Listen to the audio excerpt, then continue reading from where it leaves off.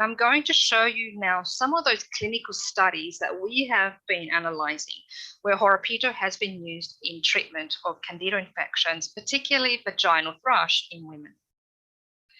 Now, this first study examined Horopito compared to a particular azole drug in women who had recurring episodes of vaginal thrush. Now, there are 4 major classes of antimycotic agents, of which the azoles are the most commonly used and generally the initial preferred treatment when somebody has a vaginal thrush infection. Now, this study took place over 12 months. As you can see here, the 2 groups of women were randomized or selected into an azole treatment group and a Horopito extract treatment group.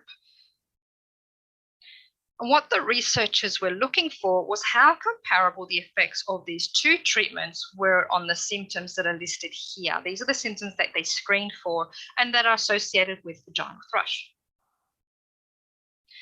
What they found was that though the azole group initially reported some very early symptom relief, over time, however, their symptomology scores compared to the Horopito group were not all that different. In fact, both groups showed that they had a comparable benefit in providing symptomatic relief. This is a visual representation of that previous slide. As you can see, the azole group on the very top line had that very early symptom relief. This was a period of 6 months that they were given this treatment. However, the Horopito group over time also managed to provide a comparable benefit for symptomatic relief. Now, the benefits of Horopito really became apparent during the observational period, was 6 months after the treatment.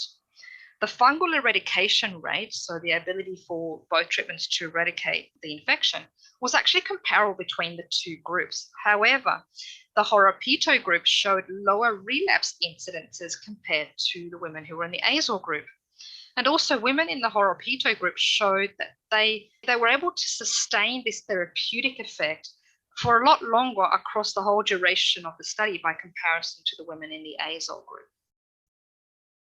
As you can see here, this is a representation of the fungal eradication rate and the therapeutic rate as well. So in the azole group, they started off very strong in the beginning, but over time, if you can see that white bar, it actually decreased. Whereas the Horopito group was able to sustain their effects steadier right throughout the study period.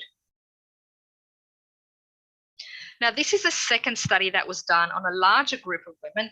Again, they were randomized into 2 different groups, and this study took a period of 2 years, again, on women with a history of recurrent thrush. Now, in this study in particular, the relapse rate, again, was lower in the Horopito group by comparison.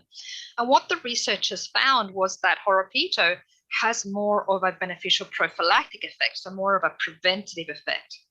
Now, the eradication rate or the fungal eradication rate was similar for both groups. However, over time, women in the azole group started to show a resistance to that antimycotic therapy.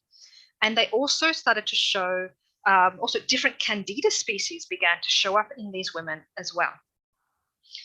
Now, this is a representation of the relapse rate over 2 years. And as you can see, the azole group, which is the white bars, had a higher relapse incident rate compared to the Horopito group, which is in the red bars.